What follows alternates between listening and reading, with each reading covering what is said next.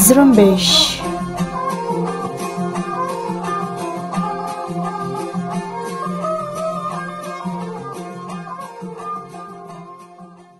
یہ ریڈیو زرمبش اردو کی آواز ہے۔ آج جمعرات مارچ کی 18 تاریخ اور سال 2021 ہے، اور میں ہوں آپ کا میزبان دوستین مراد بلوچ۔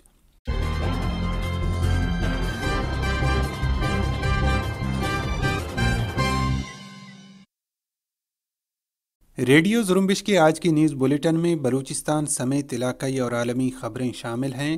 خبروں کی تفصیل میں جانے سے پہلے ذکر کرتے ہیں لاپتہ افراد کے لواحقین کا، جن پر قابض ریاست پاکستان کے خفیہ اور انتظامی ادارے اپنے لاپتہ پیاروں کی کیسز سے دستبردار ہونے کے لیے دباؤ ڈال رہے ہیں۔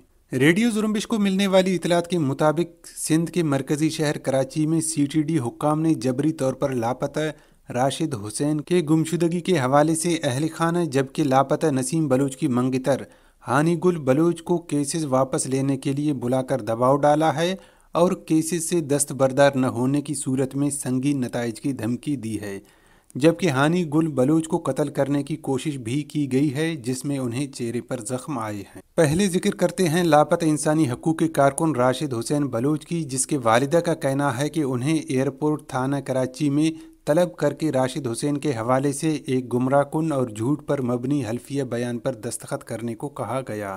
لواحقین کے مطابق انہوں نے سی ڈی ڈی کی جانب سے تیار کردہ بیان حلفی پر دستخط کرنے سے انکار کیا تو انہیں ایک کمرے میں بند کر کے ذہنی اذیت دی گئی اور یہ کہا گیا کہ اگر انہوں نے اس بیان حلفی پر دستخط نہیں کیا تو ان کے دوسرے بچے جہاں کہیں بھی ہوں انہیں بھی نقصان پہنچایا جائے گا۔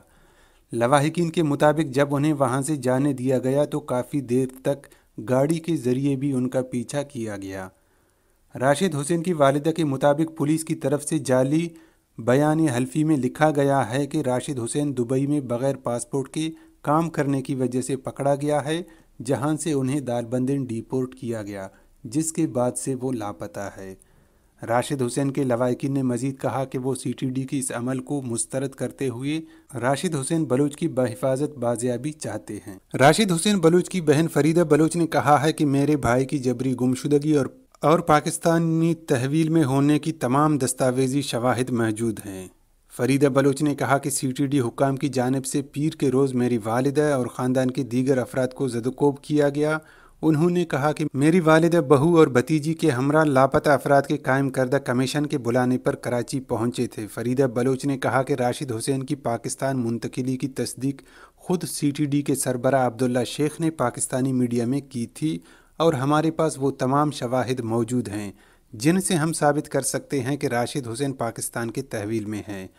فریدہ بلوچ نے انسانی حقوق کے اداروں سمیت اقوام عالم سے اپیل کی کہ وہ راشد حسین کی جبری گمشدگی اور سی ٹی ڈی کی جانب سے لواحقین کو دھمکانے کا نوٹس لیں۔ جبری طور پر لاپتہ محمد نسیم بلوچ کی منگتر ہانی گل بلوچ کی رکشے کو 11 مارچ کے دن ٹول پلازا اور گارڈن کے درمیانی سڑک پر ٹکر مار کر انہیں قتل کرنے کی کوشش کی گئی، جس سے ان کے چہرے پر رکشے کا شیشہ گرنے سے چوٹیں آئی ہیں، تاہم وہ اس قاتلانہ حملے میں محفوظ رہی ہیں۔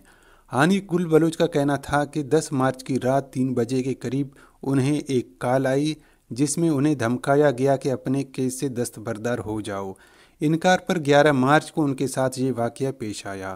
ہانی گل بلوچ کا کہنا تھا کہ انہیں محمد نسیم بلوچ کی جبری گمشدگی سے متعلق کیس سے دستبردار ہونے کے لیے دھمکیاں دی جا رہی ہیں۔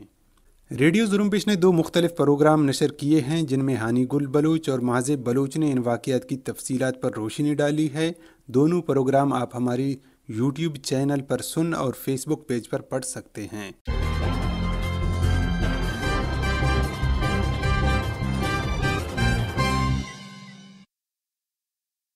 آئیے اب بلوچستان سے متعلق خبریں سارن بلوچ سے سنتے ہیں۔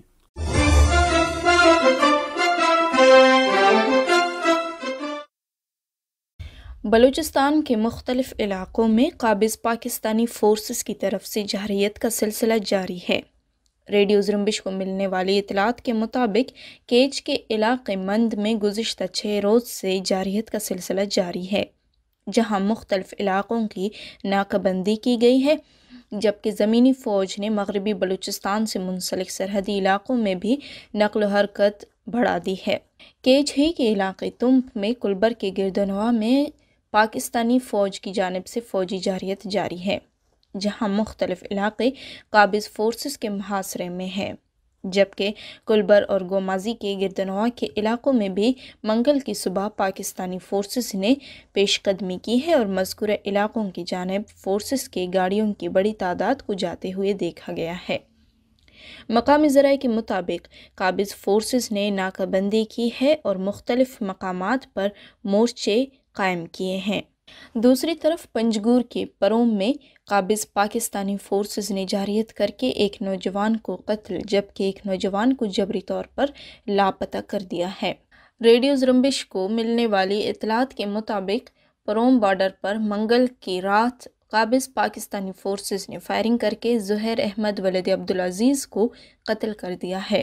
دوسری طرف قابض ریاستی فورسز نے محمود ہاشم نامی نوجوان کو جبری طور پر لاپتہ کر دیا ہے۔ لاپتہ اور قتل کیے جانے والے دونوں افراد کا تعلق غریب گھرانوں سے ہے جو ایرانی بارڈر پر مزدوری کرتے تھے۔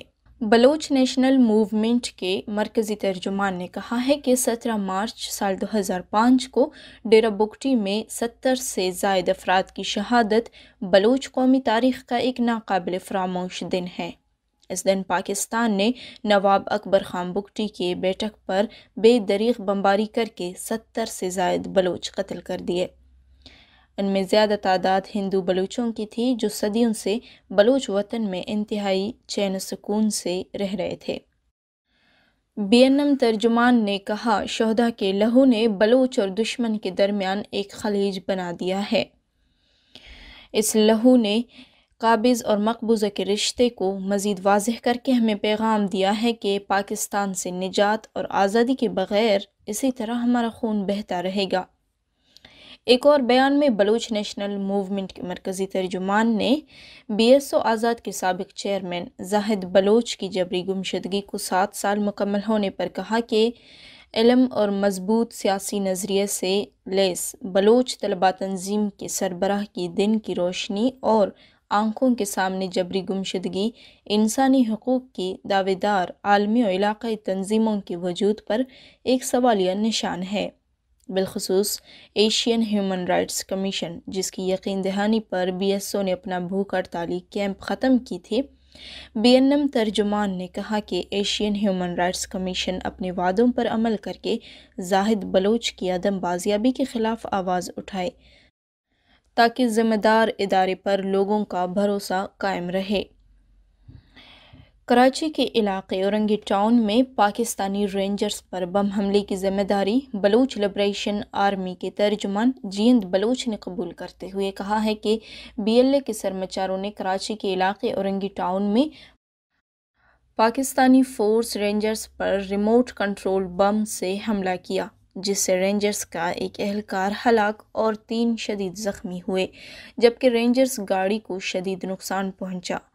جیند بلوچ نے مزید کہا کہ شکست خوردہ دشمن بلوچ سرمچاروں کے کامیاب حملوں سے حواس باختہ ہو کر غیر مسلح بلوچ نوجوانوں کو جعلی مقابلے میں شہید کرنے سمیت خواتین اور کمسن بچوں کو لاپتہ کر کے تشدد کا نشانہ بنا رہی ہے، لہذا بلوچ لبریشن آرمی بحیثیت ایک قومی فوج اپنے عوام پر ہونے والے مظالم کا حساب لے گی۔ قابض پاکستانی ادارہ CTD کے ہاتھوں جھوٹے مقدمات میں گرفتار جہانزیب بلوچ کے والد خدا نظر اور سید اویس شاہ کے والد سید مولا بخش نے کوئٹہ میں پریس کانفرنس کرتے ہوئے کاؤنٹر ٹیررزم ڈپارٹمنٹ کے دعوے کو مسترد کرتے ہوئے کہا ہے کہ دونوں کو پنجگور سے ماورائے عدالت گرفتاری کے بعد جبری لاپتہ کیا گیا اور ان کی جبری گمشدگی کے دوران حکام سے بارہا ملاقاتیں کی گئیں تاکہ ان کی بازیابی یقینی بنائی جا سکے۔ انہوں نے کہا کہ جہانزیب کو 17 فروری سال 2021 کو چتکان بازار سے پاکستانی فوج نے گرفتاری کے بعد جبری لاپتہ کیا، جبکہ سید اویس شاہ کو 11 فروری سال 2021 کو پنجگور بازار سے اٹھایا گیا۔ خضدار سے جبری طور پر لاپتہ کبیر بلوچ، مشتاق بلوچ اور عطا اللہ بلوچ کے لواحقین نے ان کی گمشدگی کو 12 سال مکمل ہونے پر کوئٹہ پریس کلب میں پریس کانفرنس کی۔ لاپتہ تینوں نوجوانوں کے لواحقین کا کہنا تھا کہ ان کے پیاروں کو 27 مارچ سال 2009 کو خضدار سے جبری طور پر لاپتہ کیا گیا، جو تاحال لاپتہ ہیں۔ ان 12 سالوں میں ہم نے انصاف کے تمام اداروں کے دروازوں کو کھٹکھٹایا، لیکن ہمیں کہیں سے بھی کوئی انصاف نہیں ملا۔ انہوں نے کہا کہ انصاف تو دور کی بات ہے، کسی نے دلاسا بھی نہیں دی۔ جبکہ لاپتہ افراد کی کمیشن نے ان کا کیس خارج کیا۔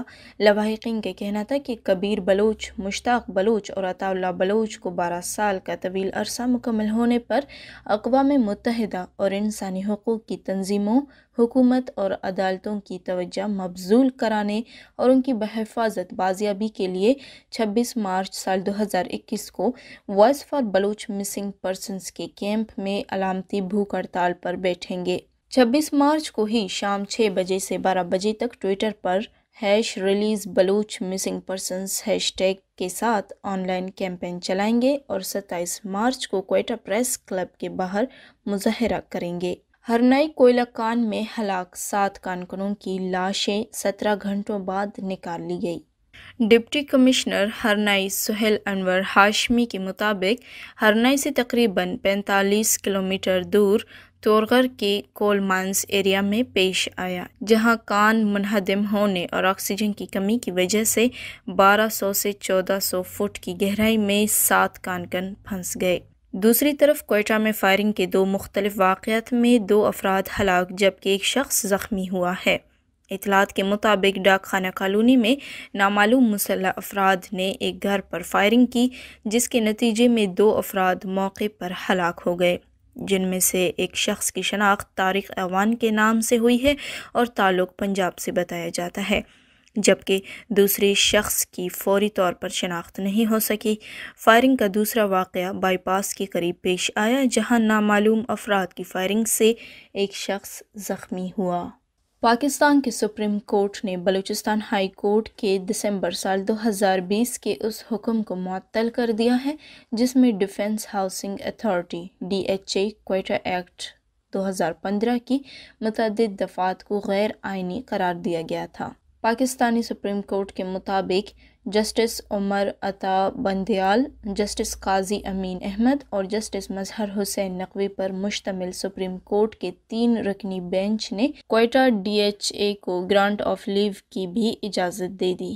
یاد رہے، بلوچستان ہائی کورٹ کی 5 ججز کے فل کورٹ نے کہا تھا کہ DHA ایک غیر سرکاری ایجنسی کی طرح ہے، لہٰذا اس کے ذریعے جائیداد کا حصول جائیداد کے آئینی حق کی خلاف ورزی ہوگی۔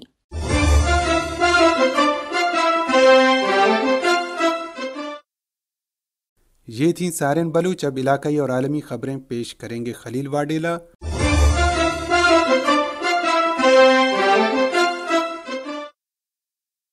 پاکستان میں اپوزیشن جماعتوں کے اتحاد پاکستان ڈیموکریٹک موومنٹ نے پیپلز پارٹی کی جانب سے اسمبلیوں سے استعفے دینے کے حتمی فیصلے تک 26 مارچ کو حکومت کے خلاف ہونے والا اپنا لانگ مارچ ملتوی کر دیا ہے۔ PDM کے سربراہ مولانا فضل الرحمان نے اسلام آباد میں لانگ مارچ کے حوالے سے ہونے والے اجلاس کے بعد پریس کانفرنس کرتے ہوئے کہا کہ آج کا سربراہی اجلاس 26 مارچ کے لانگ مارچ کے حکمت عملی اور اس کے ساتھ اسمبلیوں سے استعفے دینے کے بارے میں تھا۔ انہوں نے کہا کہ اجلاس میں لانگ مارچ کے ساتھ استعفوں کو وابستہ کرنے کے حوالے سے 9 جماعتیں اس کے حق میں، جبکہ پیپلز پارٹی کو اس سوچ پر تحفظات تھے۔ پیپلز پارٹی کے فیصلے تک لانگ مارچ ملتوی کیا گیا ہے۔ پاکستانی حکومت نے متنازع علاقہ گلگت بلتستان کو صوبہ بنانے اور انتخابی اصلاحات کے لیے آئینی ترمیمی بل لانے کا فیصلہ کر لیا ہے۔ آئینی ترمیمی بل میں گلگت بلتستان کو پاکستان کی سینٹ اور قومی اسمبلی میں نمائندگی دینے اور سینٹ الیکشن کے ووٹ کو قابل شناخت بنانے کی تجویز دی جائے گی۔ اس حوالے سے وزیر اعظم پاکستان کے مشیر برائے پارلیمانی امور ڈاکٹر بابر اعوان کا کہنا تھا کہ آئینی ترمیمی پیکج پر تجاویز کے لیے اسپیکر اسد قیصر پارلیمان میں موجود تمام جماعتوں کے نمائندوں پر مشتمل پارلیمانی کمیٹی تشکیل دیں گے۔ ایرانی وزارت خارجہ نے کہا ہے کہ امریکہ جلد از جلد اس بین الاقوامی ایٹمی ڈیل میں دوبارہ شامل ہو جس نے ایران کے جوہری عزائم کو محدود کر رکھا ہے۔ ایرانی وزیر خارجہ جواد ظریف نے امریکہ کو متنبع کرتے ہوئے کہا کہ اسلامی جمہوریہ کے آئندہ انتخابات ایٹمی مذاکرات کی پیش رفت کو روک سکتے ہیں، اس لیے امریکہ جلد از جلد اس بین الاقوامی ایٹمی ڈیل میں دوبارہ شامل ہو۔ انہوں نے کہا کہ اگر امریکہ نے بروقت جوہری ڈیل میں دوبارہ شمولیت کے لیے عملی اقدامات نہیں کیے تو اسے ایران کی آئندہ کی کسی ایسی حکومت سے نمٹنا پڑ سکتا ہے جو جوہری مذاکرات میں کسی پیش رفت سے قاصر ہو۔ بھارتی فضائیہ کا ایک میگ 21 طیارہ گر کر تباہ ہوا جس کے نتیجے میں گروپ کیپٹن ہلاک ہو گیا ہے۔ بھارتی میڈیا کے مطابق میگ 21 نے وسطی بھارت میں ایئر بیس سے ٹریننگ مشن کے لیے اڑان بھری تھی۔ بھارتی فضائیہ کے مطابق حادثے کے نتیجے میں ایک گپتا نامی ایک گروپ کیپٹن ہلاک ہو گیا۔ بھارتی میڈیا کے مطابق میگ 21 گر کر تباہ ہونے والے واقعے کی انکوائری کا حکم دے دیا گیا ہے۔ امریکہ کی ریاست جارجیا کے شہر اٹلانٹا اور ایک مضافات میں 3 مساج پارلروں میں فائرنگ کے واقعات میں کم از کم 8 افراد ہلاک ہو گئے ہیں۔ ہلاک ہونے والوں میں زیادہ تر ایشیائی خواتین ہیں، جبکہ حکام نے فائرنگ کے شعبے میں 21 سالہ نوجوان کو حراست میں لے لیا ہے۔ دوسری جانب جارجیا کے گورنر برائن کیمپ نے ٹویٹر پر لکھا کہ ہمارا پورا خاندان تشدد کے ان خوفناک واقعات کے متاثرین کے لیے دعا گو ہیں۔ افریقہ میں موٹر سائیکل پر سوار بندوق برداروں نے جنوبی مغربی نائجر کے تیلا بری علاقے میں سرحدی گاؤں کے ایک ہفتہ وار بازار سے واپس آنے والے لوگوں پر اندھا دھند فائرنگ کر کے 58 افراد کو ہلاک کر دیا ہے۔ حکومت نے منگل کے روز سرکاری ٹی وی پر جاری کردہ ایک بیان میں کہا کہ پیر کے روز مسلح افراد کے ایک گروپ نے بانی بانگو ابتروزہ بازار سے چینے ڈوگر اور داری دائی گاؤں جا رہی 4 گاڑیوں پر سوار نامعلوم مسافروں کو روکا اور فائرنگ کر دی۔ اس ظالمانہ کارروائی میں 58 افراد ہلاک اور ایک زخمی ہو گیا۔ حکومت نے اس واقعے پر 3 روز کی قومی سوگ کا اعلان کیا ہے۔ یورپ کے کئی ملکوں نے حفاظتی خدشات کے باعث برطانوی دواساز کمپنی ایسٹرازینیکا اور آکسفورڈ یونیورسٹی کی مشترکہ طور پر تیار کردہ ویکسین کا استعمال روک دیا ہے۔ یورپی میڈیا کے مطابق جرمنی، فرانس، اٹلی اور اسپین نے بعض افراد کو ویکسین دیے جانے کے بعد ان کے خون جمنے اور خون کے نمونے متاثر ہونے کی شکایات سامنے آنے پر ایسٹرازینیکا کی ویکسین کا استعمال روکنے کا اعلان کیا ہے۔ تاہم دواساز کمپنی اور عالمی ریگولیٹر کا کہنا ہے کہ ایسے کوئی شواہد نہیں ملے جس کی بنا پر یہ کہا جا سکے کہ ویکسین سے لوگ متاثر ہو رہے ہیں۔